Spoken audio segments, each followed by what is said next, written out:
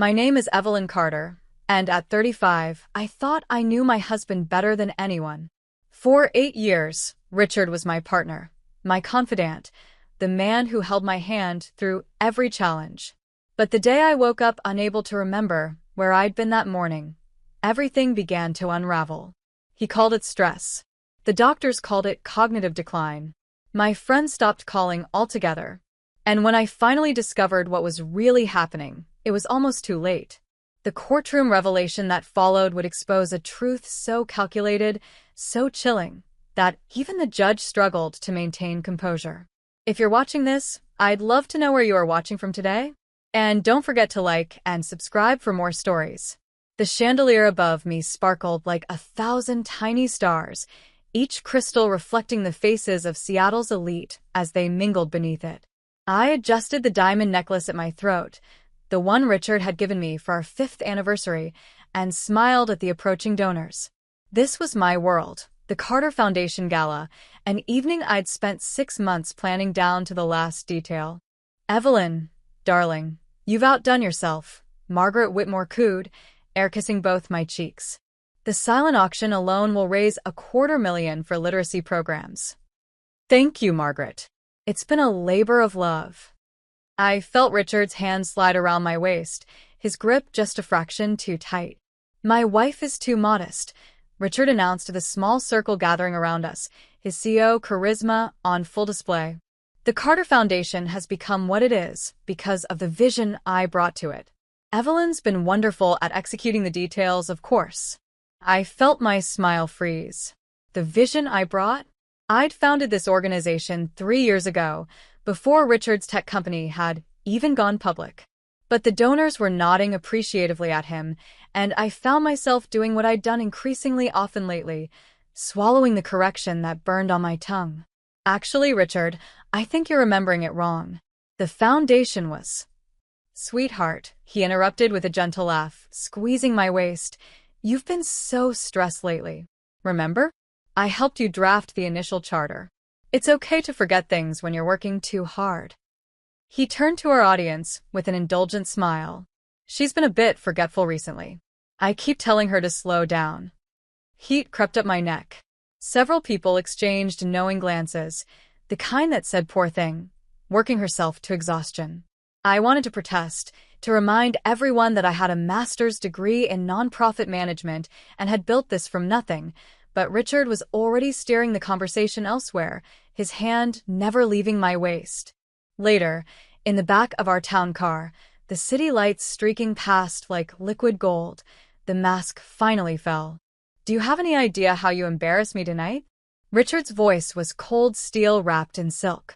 I stared at him, genuinely confused. "What are you talking about?" The gala was a success. We exceeded our fundraising goal by— "Your speech, Evelyn. You rambled for 10 minutes about empowering communities when I specifically told you to keep it to 5 minutes and focus on corporate partnerships. The Patterson Group CEO was there, and I'm trying to secure them as a major donor. But instead of being professional, you went off script." I didn't ramble. I spoke from the heart about why this work matters. "You made us look unprofessional." He was staring out the window now, jaw tight. "You've been off lately. Scattered. I think you need to see someone." "See someone?" "Richard, I'm fine. I'm just tired." Tired people don't forget entire conversations. Dr. Lang is a friend from the club. Excellent psychiatrist. "I've already made you an appointment for Thursday." I opened my mouth to argue, but something in his tone made me hesitate. Had I been forgetting things? There was that meeting with the caterer I'd apparently rescheduled without remembering. And last week, I couldn't find my phone for hours, only to discover it in the refrigerator. How had it gotten there? "I don't need a psychiatrist," I said weakly. "It's just a consultation. For me, if nothing else. I worry about you, Evelyn. You're my wife. Let me take care of you." That night, I sat in my home office, the small room Richard had designated as mine when we'd moved into his penthouse, and opened my leather journal. Writing had always grounded me. I dated the page, September 15th. Tonight's gala was successful by every metric, but Richard made me feel like I'd failed somehow. He says I'm forgetful, but I remember everything about the foundation. Don't I? Maybe I am working too hard. Maybe he's right. I paused, pen hovering over paper. When had I started doubting myself so much? The appointment with Dr. Lang was in a sleek downtown office with too much chrome and too little warmth. Dr. Lang himself was 50-ish, with gray temples and an unsettling smile that never quite reached his eyes. "Your husband tells me you've been experiencing some stress," he said, folding his hands on his desk. "I wouldn't say experiencing. I run a nonprofit. Some stress is normal. Memory issues? Confusion? Moments where time seems to slip away." I shifted in my chair. "No more than anyone else." He made a note. "I'm going to start you on something mild, just to take the edge off. Anxiety can manifest in subtle ways. Forgetfulness, irritability, difficulty focusing." "I don't feel anxious." "That's often how it begins." He scrawled a prescription. "Take one before bed. You'll sleep better, think more clearly. I'll see you in 2 weeks." I took the pills because Richard insisted. The first night, I slept deeply, dreamlessly. The second night, the same. By the fourth night, I woke to find my alarm going off at noon, for missed calls from my assistant Maya, and absolutely no memory of the morning. "You turned off your alarm and went back to sleep," Richard explained patiently when I called him in panic. "I tried to wake you, but you were insisting you'd already called the office. I don't remember any of that. The medication is helping you rest, that's all. Your body needed it." A week later, Maya was gone. "I had to let her go," Richard told me over dinner, cutting his steak with precise movements.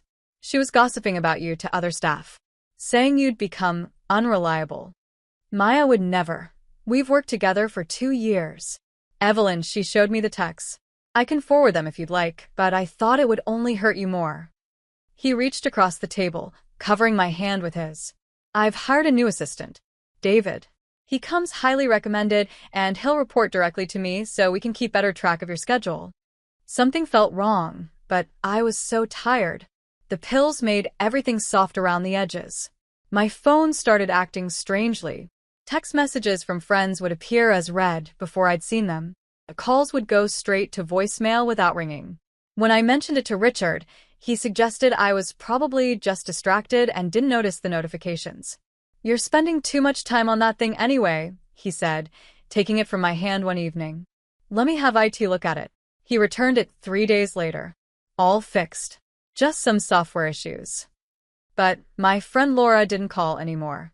Neither did my college roommate Julie. When I tried to reach out, my messages seemed to disappear into the void. October arrived with falling leaves and a growing sense of disconnection. I sat in on a board meeting for Carter Technologies, Richard's company, though I owned 30% of the shares we'd purchased together. "We're restructuring the voting protocol," Richard's attorney announced. "Just temporarily, to streamline decision-making while we pursue this merger with TechVista."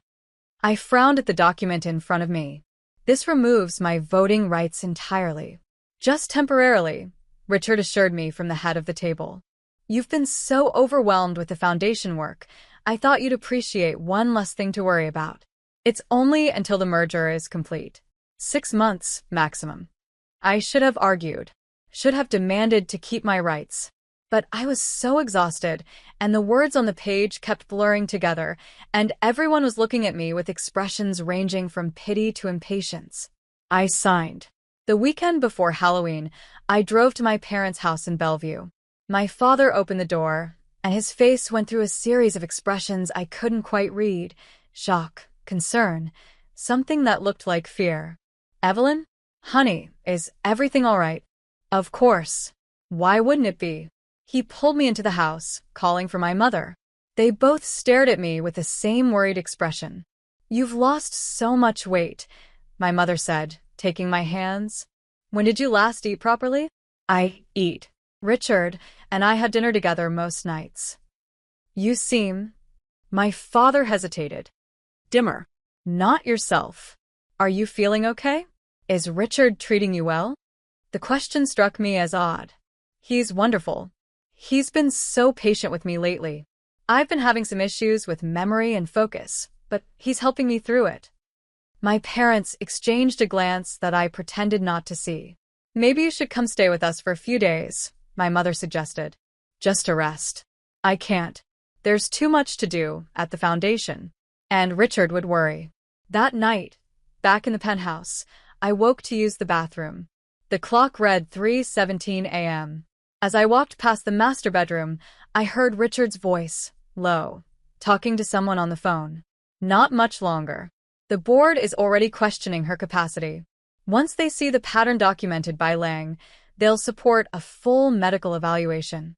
Then everything transfers to me as primary decision-maker for both the foundation and the company shares. I froze in the hallway, my hand pressed against the cool wall. She doesn't suspect anything. The medication keeps her compliant, confused. Perfect. My heart hammered so hard I thought it might break through my ribs. I crept back to the guest room where I'd been sleeping lately. Richard said I was restless and disturbed his sleep, and sat on the bed, shaking. He couldn't have been talking about me. Could he? I looked at the pill bottle on the nightstand. Then I looked at my journal, at the increasingly erratic handwriting, at the entries I didn't remember making.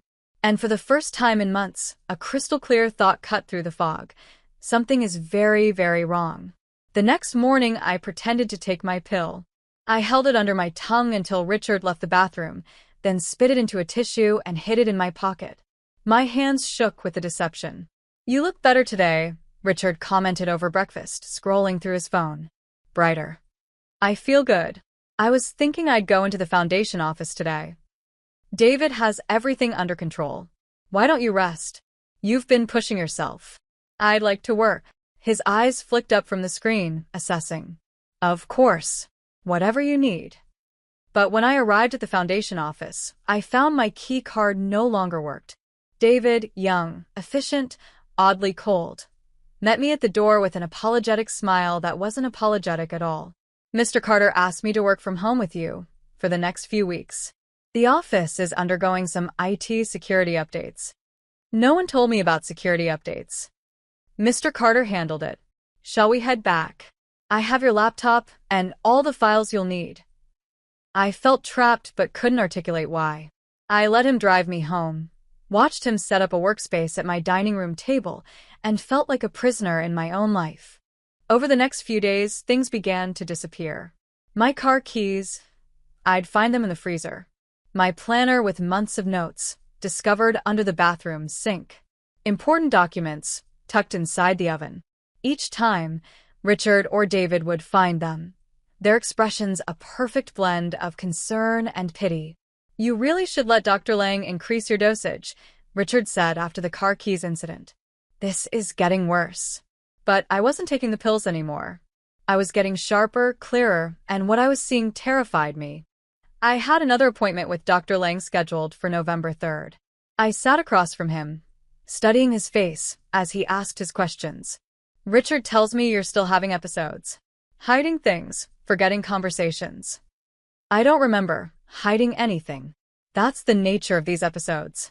The mind protects itself from the memory of the confusion. He adjusted his glasses. "I'm increasing your prescription.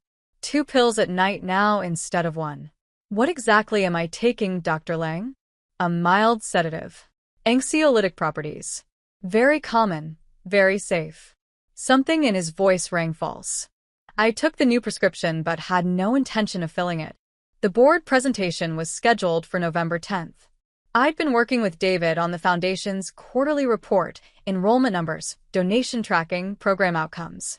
I knew this material inside and out. But when I stood up in front of the Foundation board and clicked to my first slide, my breath caught. The numbers were wrong. All of them.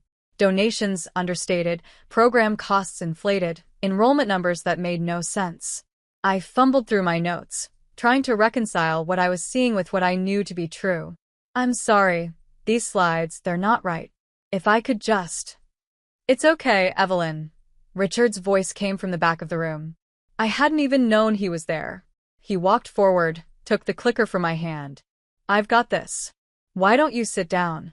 I sat, humiliation burning through me, while Richard smoothly presented a completely different set of numbers. Accurate ones, I realized, the ones I'd prepared. But the board had already seen me stumble, seen me fail. After the meeting, locked in my office bathroom, I cried until my throat hurt. When I finally emerged, David was packing up his laptop. "Rough day," he said neutrally. "Mr. Carter said you should head home and rest." "David, did you change my presentation slides?" His face remained perfectly blank. "No, ma'am." "You must have uploaded the wrong version." But I hadn't. I knew I hadn't. That evening, I sat in my home office and reread my journal, really read it. The entries grew increasingly erratic starting in late September, right when I started the medication. But I also found something else. Words I didn't remember writing, in handwriting that was almost mine, but not quite. Entries about forgetting things, about confusion, about feeling overwhelmed. Someone had been writing in my journal. My phone buzzed. A number I didn't recognize. "Mrs. Carter? This is Jennifer from Dr. Lang's office. I'm calling to confirm Mr. Carter's appointment for tomorrow at 2 o'clock. My blood went cold. "I'm sorry, did you say Mr. Carter's appointment?" A pause. "Oh no. Oh my God, I called the wrong number. Please forget the line went dead." I sat staring at my phone. Richard was seeing Dr. Lang. Richard had therapy session notes, which meant I couldn't finish the thought because it was too enormous, too terrible. The next morning, I called my college roommate Laura. She was a lawyer now, somewhere in Portland. It took 3 tries before she picked up. "Evelyn? Oh my God. Where have you been? I've been trying to reach you for weeks." "What?" "I haven't gotten any calls from you. I've left at least 10 messages. I was starting to think. Evelyn, are you okay? You sound different." Something broke loose in my chest. "Laura, I think I need help. I think Richard is. I don't know how to say this without sounding crazy." "Say it anyway."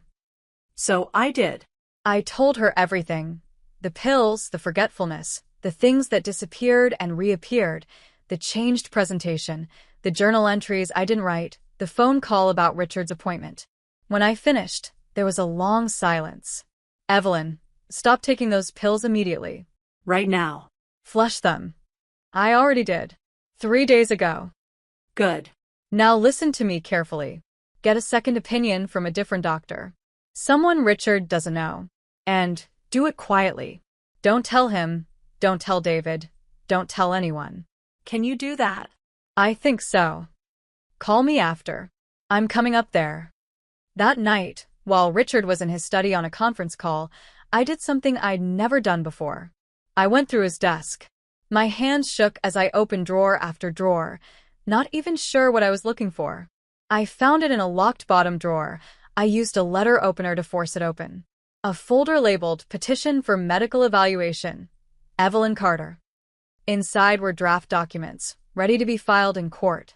Exhibits detailing my supposed mental decline. Emails I'd allegedly sent full of rambling, incoherent text. Photos of me looking disheveled, confused. Dr. Lang's preliminary reports citing cognitive decline, memory loss, possible early-onset dementia. And at the bottom, a draft affidavit in Richard's handwriting. My wife, Evelyn Carter, poses a danger to herself and to our shared business interests. She requires immediate medical intervention, and I request emergency guardianship to ensure her safety and the preservation of our assets. I photographed every page with shaking hands. When I confronted him that night, he was in the bedroom, getting ready for bed. I held the folder between us like a shield. "What is this, Richard?" He glanced at it, and something flickered across his face. Surprise, then calculation, then concern so perfect it could have won an Oscar. "Evelyn, sweetheart, where did you find that?" "Your desk. This is a petition to declare me mentally incompetent." "Why?" "Because I'm worried about you." He took a step forward. I took one back. "You've been deteriorating for months. I've been documenting it because I knew at some point we'd need medical intervention and you'd fight it. You're proving that right now." "I'm not deteriorating. You've been drugging me. You changed my slides. You've been gaslighting me. Listen to yourself. You sound paranoid, delusional. This is exactly what I've been trying to tell Dr. Lang. Dr. Lang is your doctor, not mine. That nurse called me by mistake. I know you've been seeing him. Richard's expression shifted, just slightly. The concern dropped away, replaced by cold assessment. You've been going through my phone records. You've been trying to drive me insane. I've been trying to help you. His voice was ice now. And you're going to make this so much harder than it needs to be.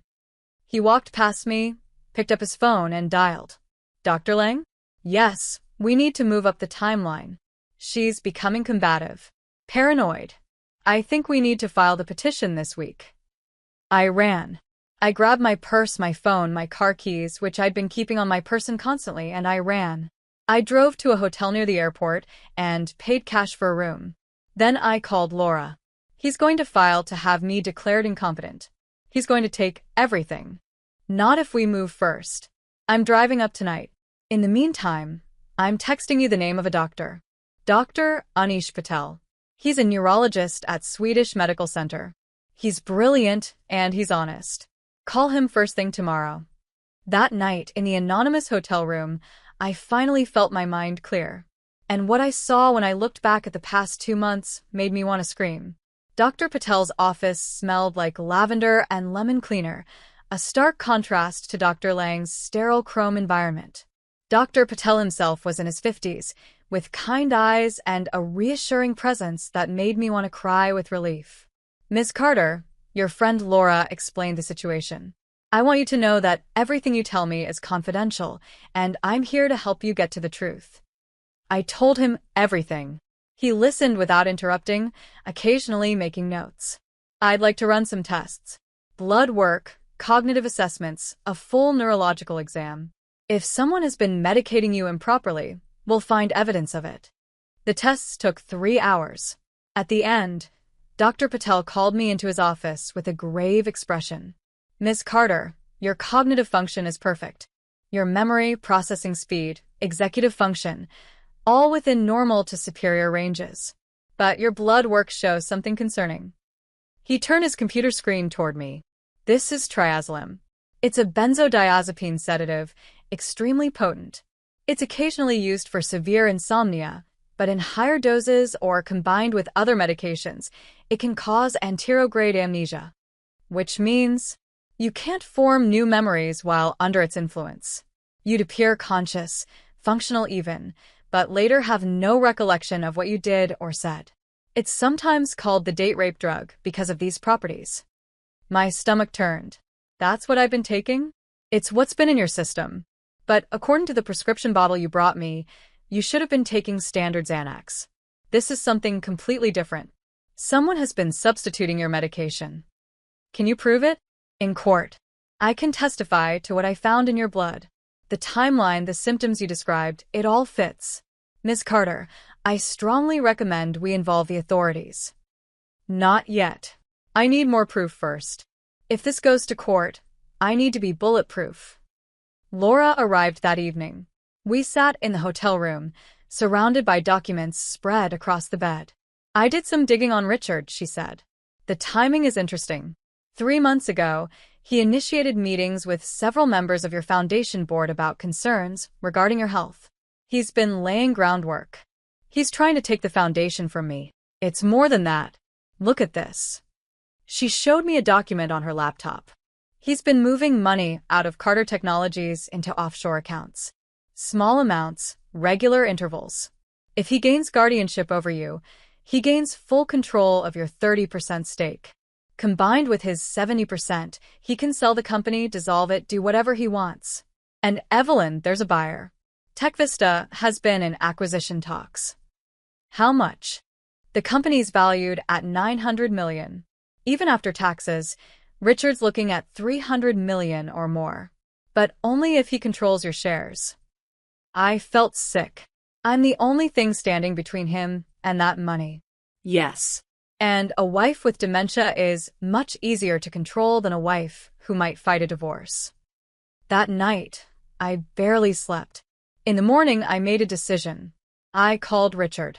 Evelyn, where are you? I've been worried sick. I'm sorry I ran. You were right. I haven't been well. A pause. I could almost hear him recalculating. Where are you? I'll come get you. I'm at my parents'. I just needed space to think. Richard, I want to come home. I want to get help. Real help. Of course. I've already talked to Dr. Lang about a more intensive treatment plan. I trust you. Whatever you think is best. Another pause. Longer this time. I'm glad you're seeing reason. Come home tomorrow. We'll figure this out together. When I hung up, Laura was staring at me. Please tell me you have a plan. He's going to escalate. He thinks I'm compliant now. Defeated. He's going to push for that petition. And when he does, we'll be ready. Richard called an emergency board meeting for November 20th. The notification came through David, who called me with barely concealed smugness in his voice. Mr. Carter thought you should know. The board is meeting to discuss leadership transitions. Transitions? For the foundation. And he's filed paperwork for a medical evaluation. For your protection, of course.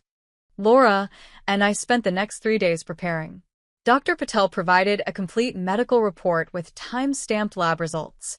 Laura assembled every piece of evidence I'd gathered, photos of Richard's documents, bank records she'd obtained through legal channels, the medication bottles, even the journal entries I suspected Richard had forged.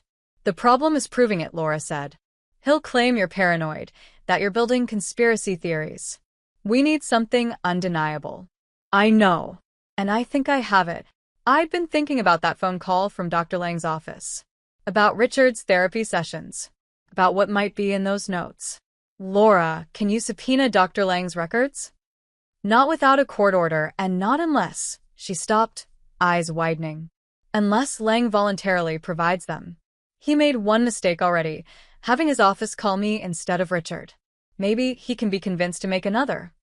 The night before the board meeting, I did something risky. I showed up at Dr. Lang's office at 7 p.m., right as he was leaving. Mrs. Carter, this isn't. We don't have an appointment. I know what you and Richard did. I know about the triazolam. I have blood tests proving it. And I know about Richard's sessions with you, the ones where he planned all of this. Lang's face went pale in the parking lot lights. I don't know what you're talking about. You're going to lose your license. At minimum. You might face criminal charges. Unless. I took a breath. Unless you help me. Unless you tell the truth. Richard said you'd do this. That you'd become delusional. Make accusations. Did he threaten you too? Or just pay you enough to ignore your conscience? Something in Lang's expression cracked. He said no one would get hurt. That you'd be happier with less responsibility. That the stress was killing you. He made it sound like mercy.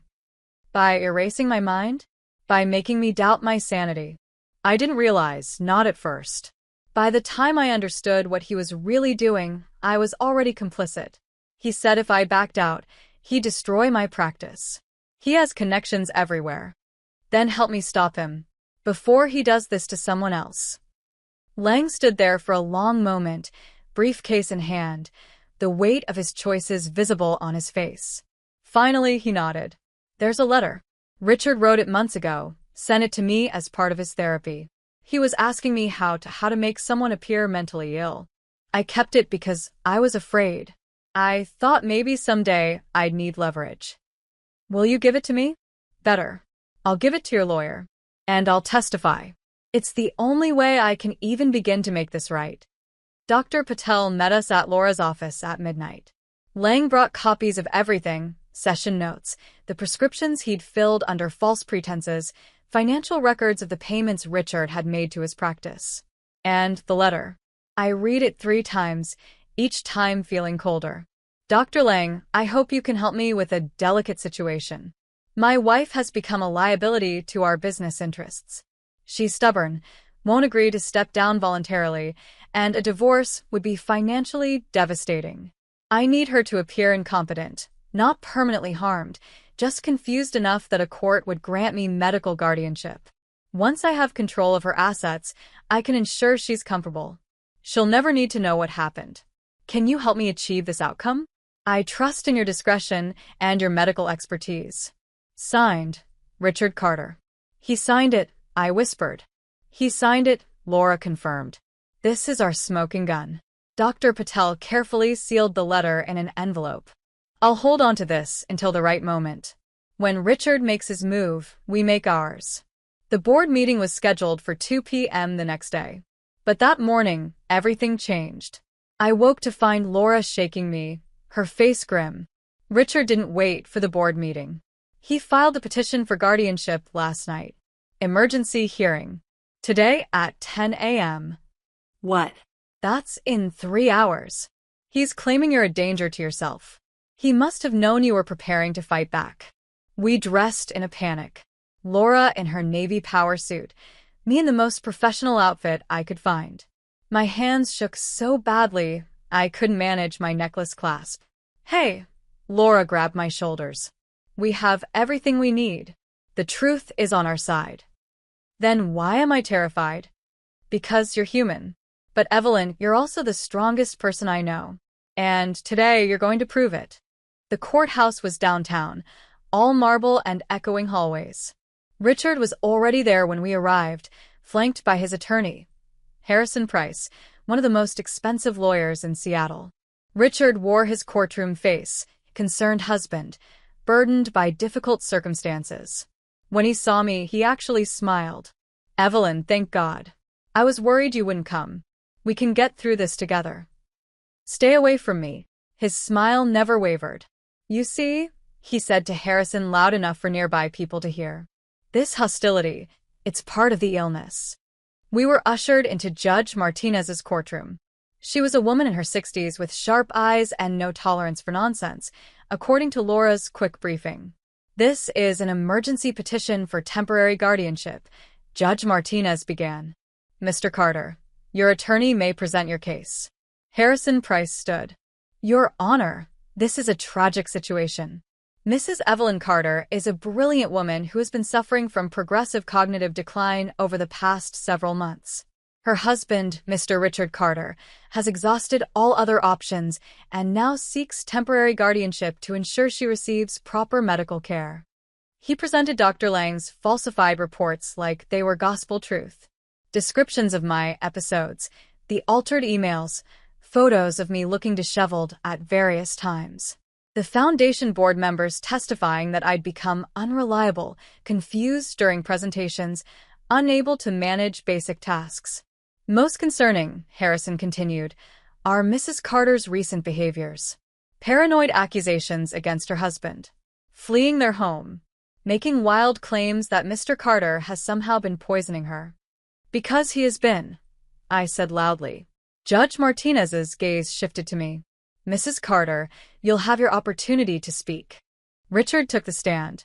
I watched him transform into the perfect concerned spouse, voice breaking at just the right moments, eyes misting with manufactured tears. I love my wife, Your Honor, but I've watched her disappear in front of me. She forgets entire conversations. She hides things and accuses others of taking them. Last week, she broke into my personal files, convinced I was plotting against her. It broke my heart, but I knew I had to act before she hurt herself. Liar, I whispered. She's become aggressive, Richard continued. Combative. I'm afraid of what she might do if she doesn't get help. Judge Martinez made notes. Does Mrs. Carter have representation? Laura stood. Yes, Your Honor. Laura Chun for Mrs. Carter. We can test this petition in its entirety and can demonstrate that Mr. Carter has engaged in systematic psychological abuse and fraud. Harrison scoffed. Your Honor, this is exactly the kind of paranoid conspiracy thinking that demonstrates Mrs. Carter's compromised mental state. Save it, Counselor. Judge Martinez interrupted. Ms. Chun, what evidence do you have? Dr. Anish Patel is here to testify. He's a neurologist from Swedish Medical Center who examined Mrs. Carter independently. He can speak to her actual mental state. Dr. Patel was sworn in. He presented his findings calmly, methodically. The blood tests showing triazolam, the cognitive assessments proving my mental fitness, the clear evidence of drug-induced amnesia. In my professional opinion, Dr. Patel concluded, Mrs. Carter is not suffering from dementia or any cognitive disorder. She has been deliberately drugged with a substance known to cause memory loss and confusion. This is not a case requiring guardianship. This is a case requiring a police investigation. I watched Richard's face. The concern was gone, replaced by cold calculation. Harrison tried to discredit Dr. Patel's findings, suggesting I'd manipulated the tests or that the blood work had been tampered with. But Judge Martinez was looking at Richard now with increasing skepticism. Mr. Carter, did you know Dr. Lang personally before he began treating your wife? Richard hesitated just a fraction too long. We'd met socially, yes. And have you paid him directly for any services? I handle the medical billing, as one does for their spouse. That wasn't my question. Have you paid Dr. Lang outside of insurance billing? Another hesitation. I may have made some supplementary payments. Your Honor, Laura stood. We have bank records showing Mr. Carter paid Dr. Lang over $200,000 in the past 3 months, all listed as consulting fees. The courtroom erupted in whispers. Judge Martinez banged her gavel. That was for business consulting, Richard said quickly. Separate from Evelyn's treatment. Then why did Dr. Lang file the bills under medical service codes? Laura produced more documents. And why do his appointment records show Mr. Carter as a patient, not Mrs. Carter? Richard's attorney was on his feet. Your Honor, this is... But Judge Martinez held up her hand. She was reading the bank records Laura had submitted, her expression growing darker by the second. This hearing is beginning to look less like a medical intervention and more like something else entirely. Ms. Chun, you mentioned additional evidence. Yes, Your Honor. We have testimony from Dr. Lang himself, who is outside this courtroom right now, ready to admit his role in falsifying Mrs. Carter's medical records at Mr. Carter's direction. The color drained from Richard's face. Harrison Price was frantically whispering to him, but Richard just sat there, frozen. Additionally, Laura continued, we have financial records showing that Mr. Carter has been systematically moving marital assets into offshore accounts. We believe this guardianship petition is part of a larger scheme to gain control of Mrs. Carter's stake in Carter Technologies, a stake worth approximately $270 million. Judge Martinez set down her papers. Mr. Price, I'm going to give your client one opportunity to withdraw this petition voluntarily. Because if we proceed and I find evidence of fraud or abuse, I will not only deny the petition, I will refer this matter to the district attorney's office. Harrison leaned over to Richard. Their whispered conversation was heated, urgent. Finally, Richard shook his head. My client maintains his petition, Your Honor. Mrs. Carter's mental health is our primary concern. Then bring in Dr. Lang, Judge Martinez ordered. The bailiff opened the courtroom doors. But instead of Dr. Lang walking through them alone, he was accompanied by someone else, Dr. Patel, carrying a large manila envelope. The two doctors approached the bench together. My heart was pounding so hard I could barely hear over the rushing in my ears. Your Honor, Dr. Patel said, his voice carrying through the hushed courtroom. Dr. Lang has provided documentation that fundamentally changes the nature of these proceedings. Before he testifies, I believe you need to see this. He handed the envelope to Judge Martinez. She opened it, pulled out the contents, and began to read. I watched her eyebrows rise, watched her lips thin into a tight line. She read for what felt like hours but was probably only 2 minutes. Then she looked up, directly at Richard. Mr. Carter, I'm reading a letter here. A letter that appears to bear your signature. A letter addressed to Dr. Lang, dated September 2nd of this year, 3 weeks before your wife's alleged mental decline began. She paused, and the silence was deafening. Would you like to explain why you wrote to Dr. Lang asking him, and I quote, to help make my wife appear incompetent? The courtroom exploded. Richard shot to his feet, his face twisted with rage. That's a forgery. This is a setup. She's behind all of this. Sit down, Mr. Carter. Judge Martinez's voice cracked like a whip. Dr. Lang, please take the stand. I watched Dr. Lang walk to the witness stand, his face gray with guilt and fear. After he was sworn in, Laura approached him. Dr. Lang, did Richard Carter write the letter that's been submitted to this court? Yes. Did he ask you to falsify medical records stating his wife was mentally incompetent? Yes. Did he pay you to prescribe medication that would cause memory loss and confusion? Yes. Dr. Lang's voice was barely a whisper now. He told me it was temporary, that Mrs. Carter would be happier without the stress of running the foundation. He made it sound like I'd be helping her. But then I realized, his voice broke. I realized he was systematically destroying her mind, and I was the weapon he was using. I felt tears streaming down my face, but I didn't wipe them away. I wanted everyone to see them. I wanted the truth to be witnessed. Dr. Lang. Judge Martinez interjected, "Are you aware that what you've described constitutes multiple felonies? Medical fraud, conspiracy, possibly attempted manslaughter." Yes, Your Honor. I'm prepared to face the consequences. It's the only way to stop what I helped start. Richard was on his feet again. This is absurd. He's lying to save himself. Evelyn obviously got to him, paid him off. Mr. Carter. Judge Martinez's voice was ice. One more outburst, and I will hold you in contempt. Sit Down. Harrison physically pulled Richard back into his chair. I could see Richard's mind racing, trying to find an angle, a way out. But there wasn't one. The truth was laid bare in front of everyone. Laura called me to the stand. As I walked past Richard, he grabbed my arm, not hard enough to hurt, but enough to make me stop. "You're going to regret this," he hissed. "Everything you have, I gave you. Without me, you're nothing." I looked down at his hand on my arm, then up at his face, the face I'd once loved, now twisted with malice and desperation. "Let go of my wife." The voice came from the gallery. I turned to see my father standing, his face flushed with anger. "Right now." Richard released me. I continued to the stand, sat down, and placed my hand on the Bible. The oath I swore felt sacred, important. To tell the truth, the whole truth, nothing but the truth. "Mrs. Carter," Laura began gently, "can you tell the court what the past 3 months have been like for you?" So I did. I told them about the pills that made me forget entire days, about the things that disappeared and reappeared, designed to make me doubt my own memory, about the isolation as my friends and assistant were systematically removed from my life, about the altered presentation that made me look incompetent in front of my board, about finding the petition in Richard's desk, the offshore accounts, the plan to take everything I'd built. "I thought I was losing my mind," I said, my voice steady despite the tears. "I would wake up and not know what day it was. I'd find things in places I'd never put them. I'd see concern on everyone's faces and think something was wrong with me.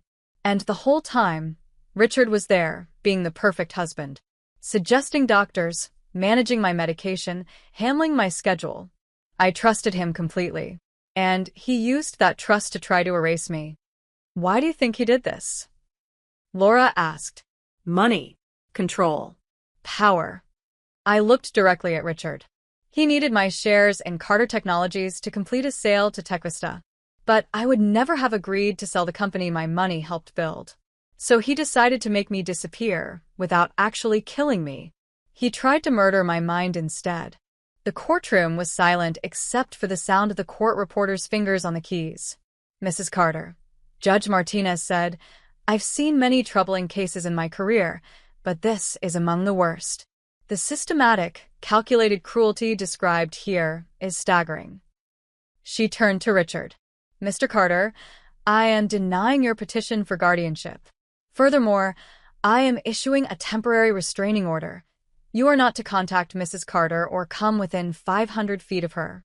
I am also referring this matter to the District Attorney's Office for criminal investigation. Finally, I am ordering that all marital assets be frozen, pending a full accounting." "Your Honor, you can't," Harrison began. "I absolutely can, Counselor. And if you'd like to argue the point, I'll hold you in contempt right alongside your client." She banged her gavel. "We're adjourned. Mr. Carter, the bailiff will serve you with the restraining order. I suggest you comply with it." As everyone began to stand, Richard turned to me one last time. The mask had completely fallen away. What I saw in his eyes was pure hatred. "This isn't over," he said quietly. "Yes," I replied, matching his tone. "It is." Laura and I walked out of the courtroom together, my parents close behind. Dr. Patel was waiting in the hallway, along with Dr. Lang, who looked like he might collapse at any moment. "Thank you," I said to both of them. "Thank you for telling the truth." "I should never have let it get this far," Dr. Lang said, his voice hollow. "I knew better." "I'm so sorry. Your apology doesn't undo what you did," I told him. "But your testimony today might save the next woman from going through what I did. That has to count for something." Outside the courthouse, reporters were waiting. Someone had tipped them off, probably someone from the courtroom. Cameras flashed as Laura and I emerged into the afternoon sunlight. "Mrs. Carter, did your husband try to have you declared insane? Mrs. Carter, is it true he was drugging you? Mrs. Carter, what happens to Carter Technologies now?" Laura stepped forward. "Mrs. Carter will be releasing a full statement in the coming days. For now, she's grateful that the truth has come to light, and she looks forward to rebuilding her life and her foundation." We pushed through the crowd to Laura's car. As we drove away, I looked back at the courthouse steps. Richard was being swarmed by reporters, Harrison trying unsuccessfully to push through. He looked up, and our eyes met through the car window. For 3 months, he'd made me feel small, Confused. broken. He tried to convince me I was losing my mind, that I couldn't trust my own thoughts or memories. He tried to erase me while keeping my body alive as a shell he could control. But I had survived. I had fought back. And I had won. The truth was out now, spreading through the city like wildfire. Richard Carter, the brilliant CEO, the charitable husband, was revealed as a monster who tried to psychologically murder his own wife for money. "Where to?" Laura asked. I thought about the penthouse, Richard's territory, filled with his things and his choices and his control. I thought about the foundation office where David probably still sat, Richard's spy. I thought about all the places I'd been that were defined by him, shaped by him, owned by him.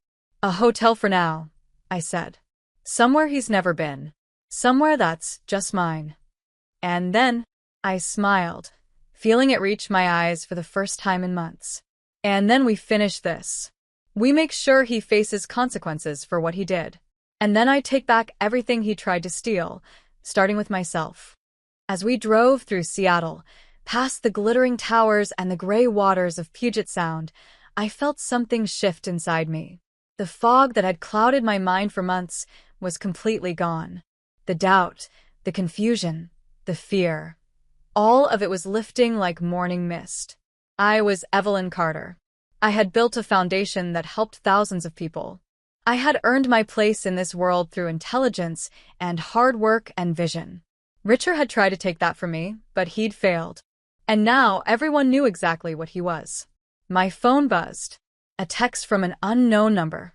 "Turn on the news."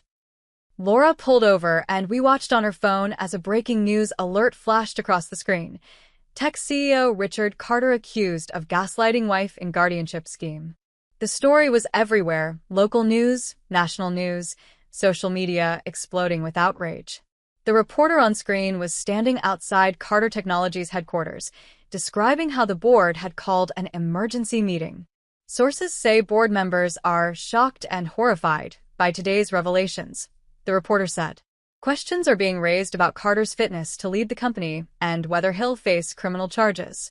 I watched Richard's empire begin to crumble on a phone screen in a parked car, and I felt something I hadn't felt in months. Hope. The war wasn't over. There would be more battles ahead, the criminal investigation, the divorce proceedings, the fight for my foundation, the struggle to reclaim my reputation. Richard wouldn't go down without a fight, and he had resources and connections, and a desperate need to win. But so did I. And I had something he didn't, the truth. "Ready to go?" Laura asked. "Yes," I said. "But first, there's one more thing I need to do." I pulled out my journal, the real one, the one I'd been keeping hidden since I stopped taking the pills. I turned to a fresh page and wrote, November 20th. Today, I stopped being a victim. Today, I became a survivor. Today, I remembered who I am. And whatever comes next, I'm ready for it. The silence in the courtroom was suffocating. Judge Martinez held Richard's letter between her fingers like it was contaminated, her eyes scanning the words again, as if she couldn't quite believe what she was reading. I watched her face harden with each passing second. "Mr. Carter," she said finally, her voice cutting through the tension like a blade, "this letter is dated September 2nd. According to your own petition, your wife's mental decline didn't begin until mid-September. Yet here you are, 3 weeks earlier, asking Dr. Lang how to make someone appear mentally ill." Richard's mouth opened, closed, opened again. No words came out. It was the first time I'd ever seen him truly speechless. "Your Honor, that letter has been taken out of context." Harrison Price tried to intervene, but Judge Martinez held up her hand. "Counselor, I'm reading your client's own words. There is no context that makes this acceptable." She read aloud, her voice dripping with disgust. "I can't let Evelyn take control. She'll destroy everything I've built. I'll have to make her seem unstable." Does that sound out of context to you? The gallery erupted in shocked whispers. I heard my mother gasp behind me. A reporter in the back row was typing furiously on her phone. Richard finally found his voice. I was venting. I was frustrated. Everyone says things they don't mean when they're upset. "Did you mean it when you paid Dr. Lang $200,000? Laura interjected. "Did you mean it when you had him prescribe triazolam instead of Xanax? Did you mean it when you filed this guardianship petition?" "This is entrapment," Richard shouted, his carefully constructed facade finally shattering. "She set this up. She manipulated Lang into giving her that letter." "Mr. Carter." Judge Martinez's voice was ice. "I am ordering a 15-minute recess. When we return, you will have composed yourself, or I will have the bailiff remove you from this courtroom. Do you understand?" Richard's jaw clenched so tight, I could see the muscles jumping. "Yes, Your Honor." As the judge left the bench, I felt Laura's hand squeeze mine. "We've got him," she whispered. "That letter is everything."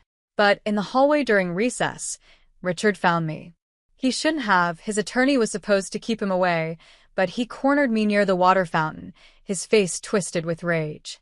"You think you're so smart," he hissed, close enough that I could smell his cologne, the scent that used to make me feel safe. "You think you've won. But I will destroy you for this. I'll drag your name through every court in this state. I'll make sure everyone knows you're an unstable, vindictive." "Mr. Carter." A bailiff appeared, pulling him back. "Step away from Mrs. Carter right now, or you'll be held in contempt." Richard's eyes never left mine. "This isn't over, Evelyn. You'll regret making me your enemy." "I didn't make you my enemy, Richard," I said quietly. "You made yourself mine the day you decided I was worth more to you drugged and confused than alive and whole."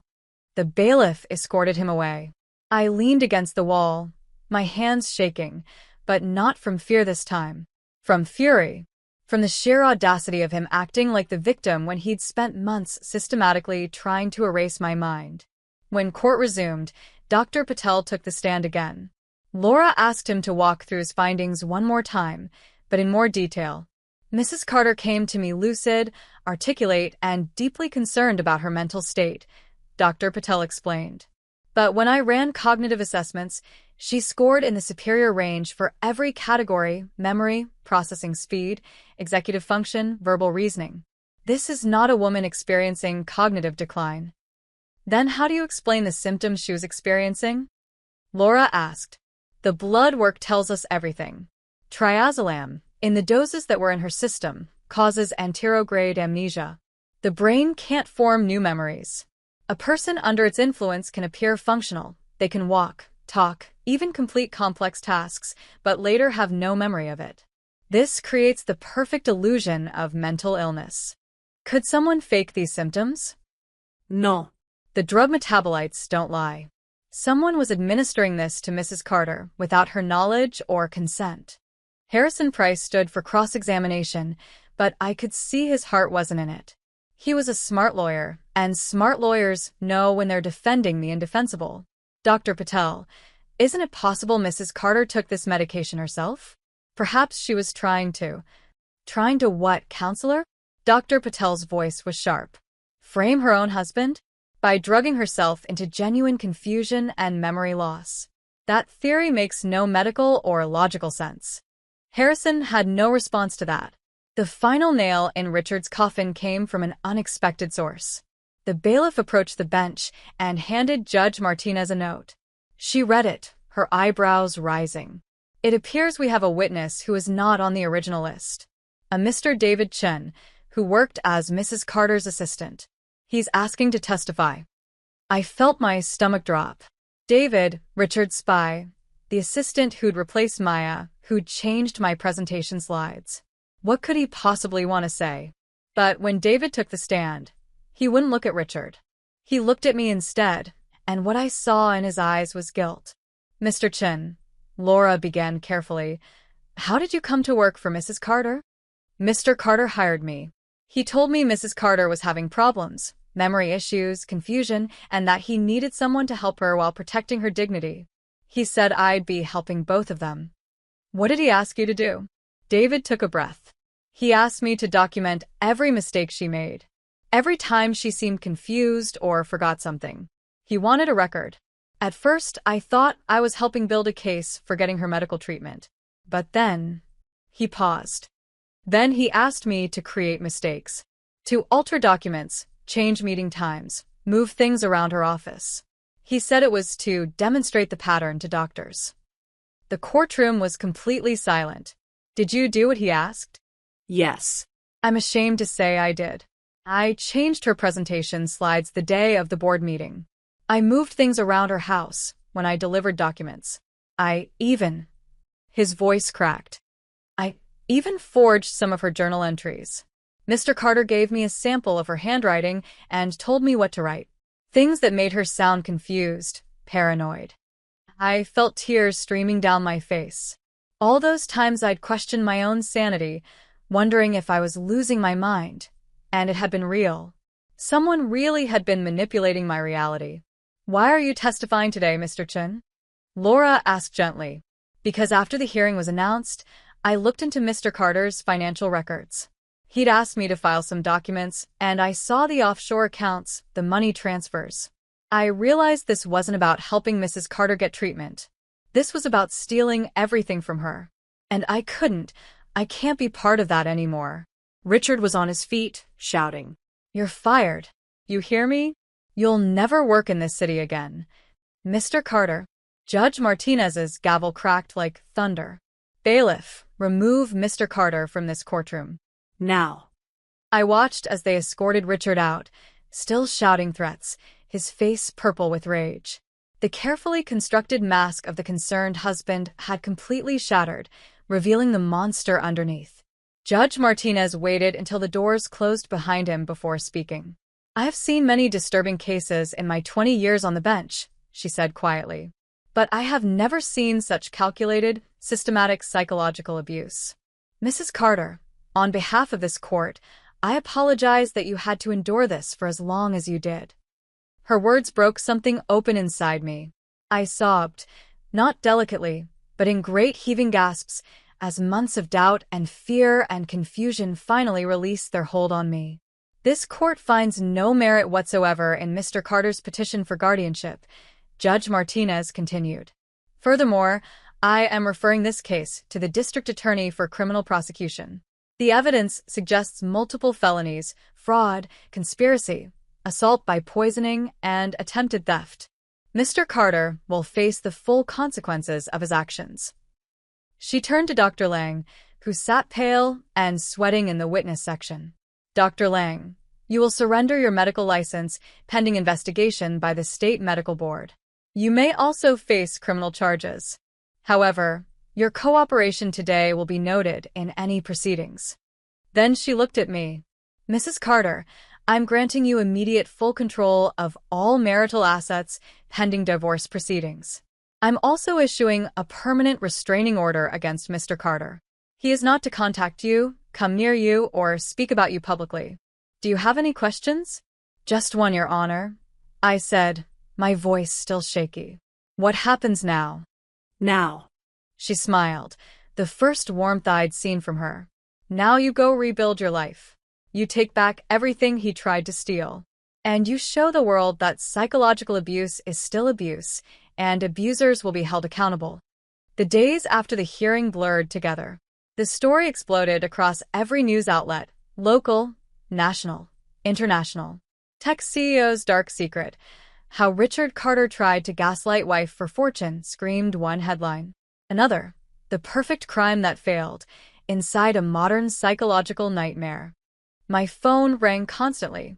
Reporters, well-wishers, victims of similar abuse reaching out to tell me their stories. I had to change my number twice. But the most important call came from the district attorney's office. MRS Carter, Ivy da Monica Foster. I'd like to discuss building a criminal case against your husband. We met in her office downtown, a space that somehow managed to be both institutional and warm. DA Foster was younger than I expected, maybe 40, with sharp eyes and an intensity that made me feel like she actually cared. The evidence you've provided is substantial, she said, spreading documents across her desk. The letter, the financial records, Dr. Patel's medical findings, David Chen's testimony. But I want to be honest with you, Richard Carter has resources.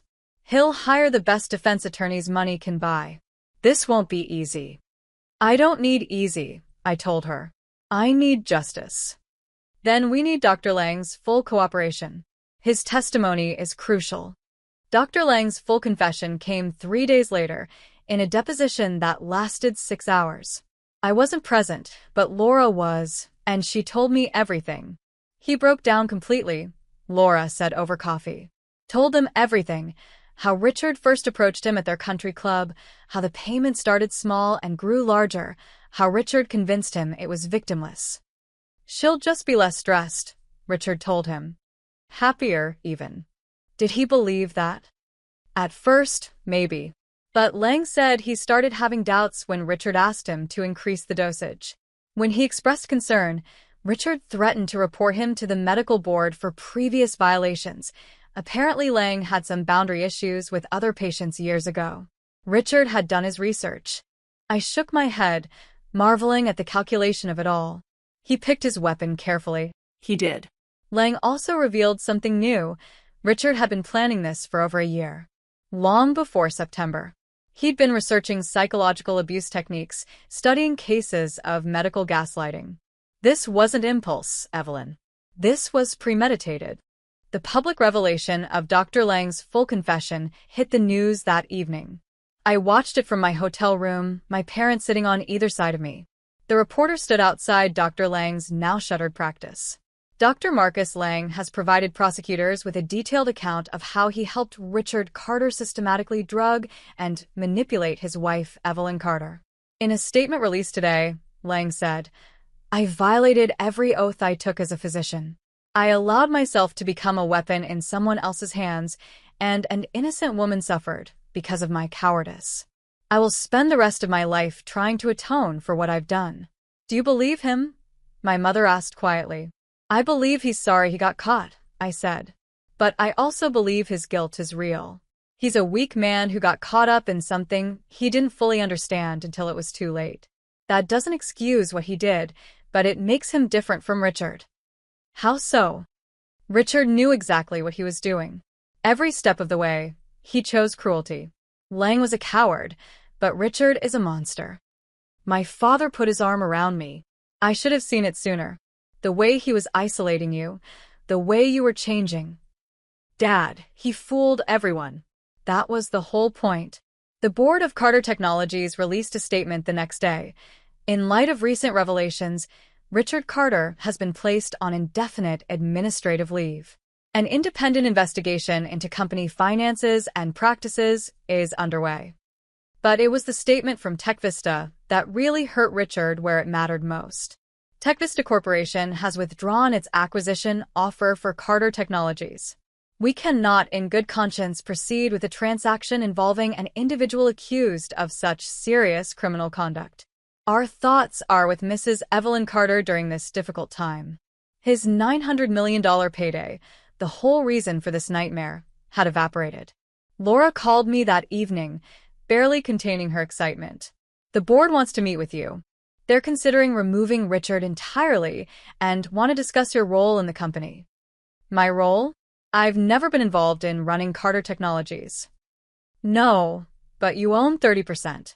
And right now, you're the only Carter they trust. They want to know what you want to do with your shares. What I wanted was complicated.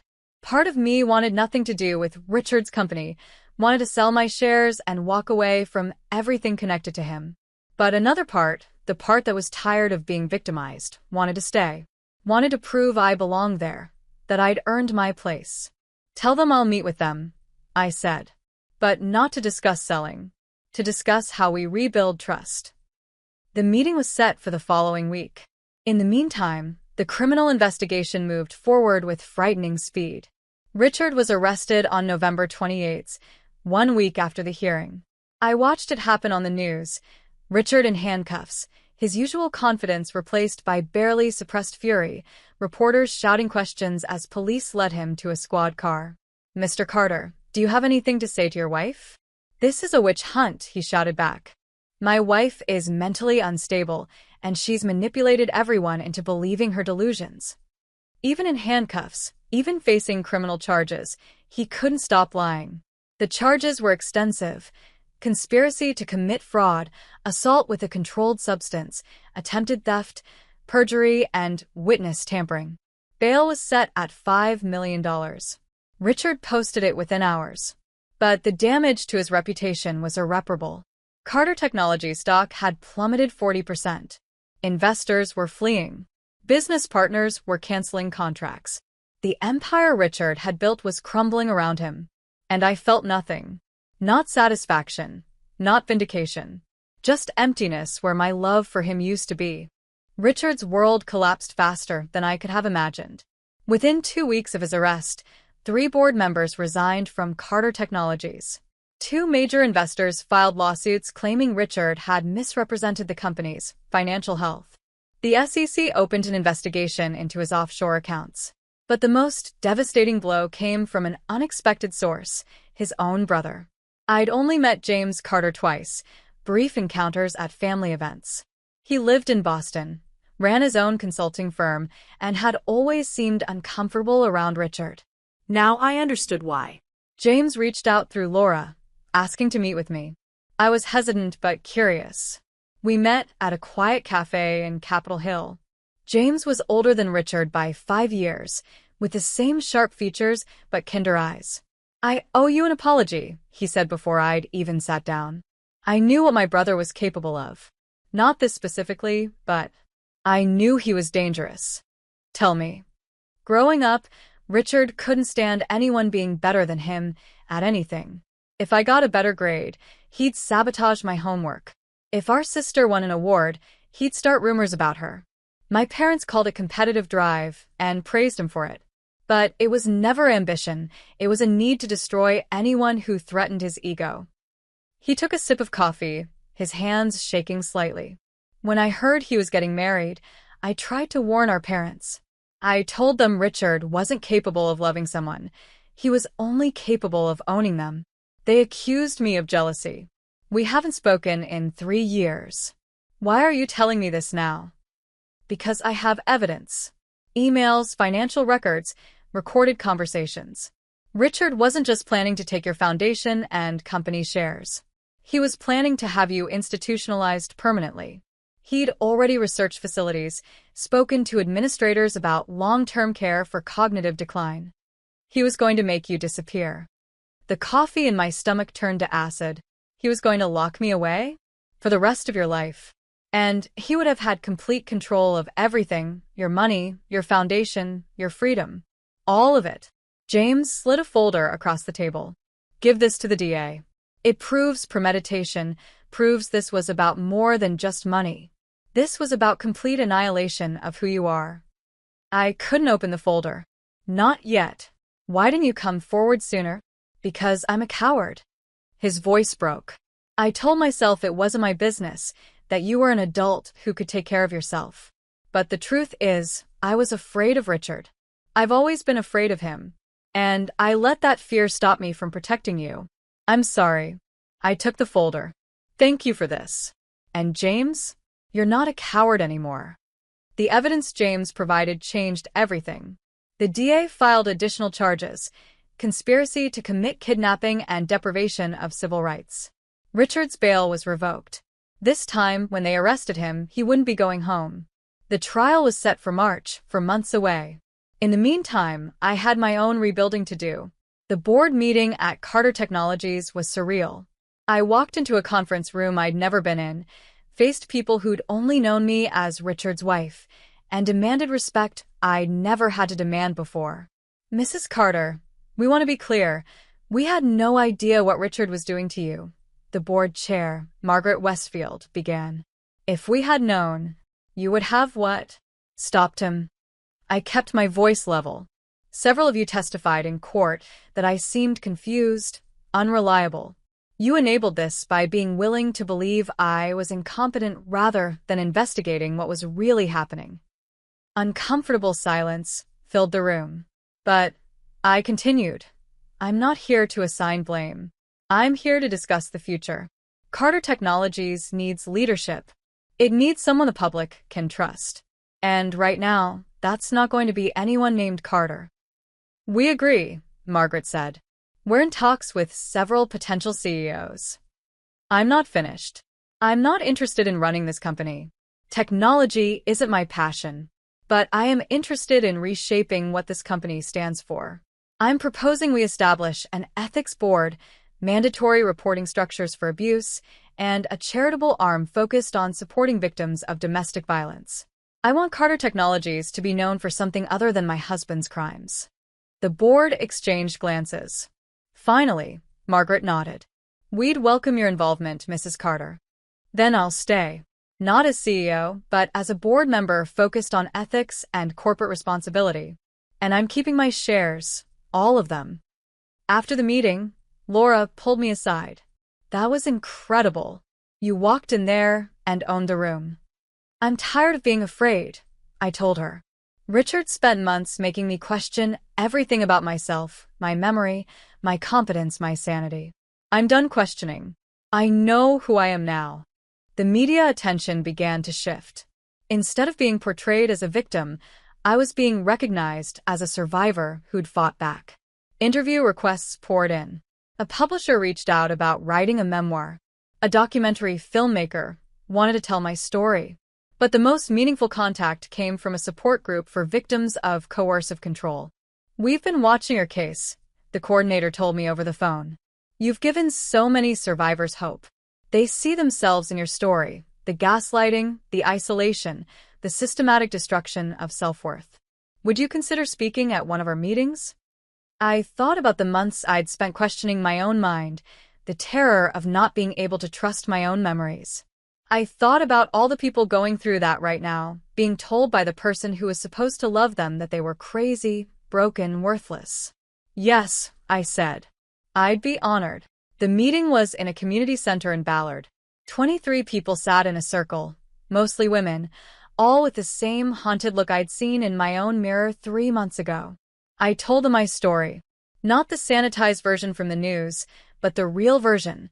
The shame of doubting myself, the humiliation of finding my keys in the freezer, the terror of waking up with no memory of the morning. The way Richard would look at me with such convincing concern while destroying me from the inside. "The hardest part," I said, "wasn't the actual abuse. It was realizing I'd loved someone capable of such calculated cruelty. It was accepting that the man I married never really existed. He was always just a mask over a monster." A woman in her 50s raised her hand, tears streaming down her face. "How did you stop doubting yourself? How did you know you weren't actually crazy?" I didn't, not at first. But I started paying attention to the pattern. Things only went missing when Richard was around. I only had memory gaps after taking medication he'd arranged. Once I stopped taking the pills and started documenting everything, the symptoms disappeared. The gaslighting only works if you're isolated and confused. Break the isolation, clear the confusion, and the truth becomes obvious. "But what if no one believes you?" another woman asked. "Then you keep telling the truth anyway. You document everything, you find allies, you trust your own reality even when everyone else tells you you're wrong. The truth has power. It just takes time for that power to show itself." After the meeting, several people waited to talk to me privately. Each one had a story eerily similar to mine: the pills, the missing items, the concerned partner, who was actually the abuser. Some were still trapped. Others had escaped but were struggling to rebuild. "You gave me hope," one young woman said, gripping my hands. "If you can survive this and come out the other side, maybe I can too." "You can," I told her. "You absolutely can. And you don't have to do it alone."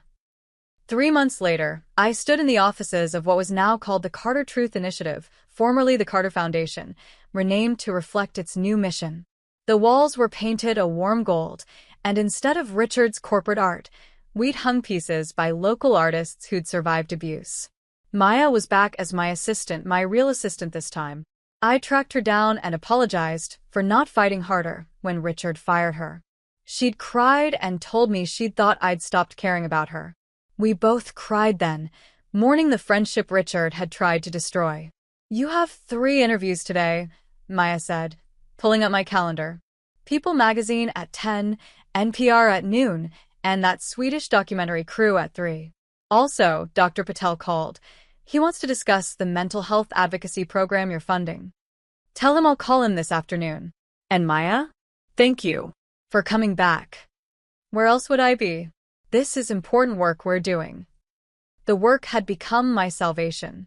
The foundation now focused exclusively on supporting victims of coercive control and gaslighting. We funded legal services, therapy, emergency housing. We'd helped 37 people escape abusive situations in just 2 months.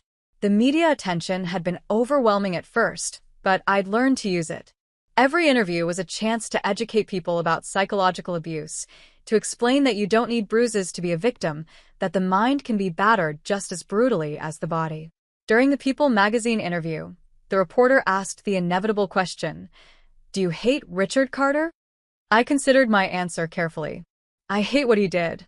I hate that he saw me as an obstacle to overcome rather than a person to love. But I don't spend my energy hating him anymore. That would give him power he doesn't deserve. Instead, I focus on healing and helping others heal. Do you think you'll ever trust anyone again? I'm learning to trust myself again first. That's the real journey.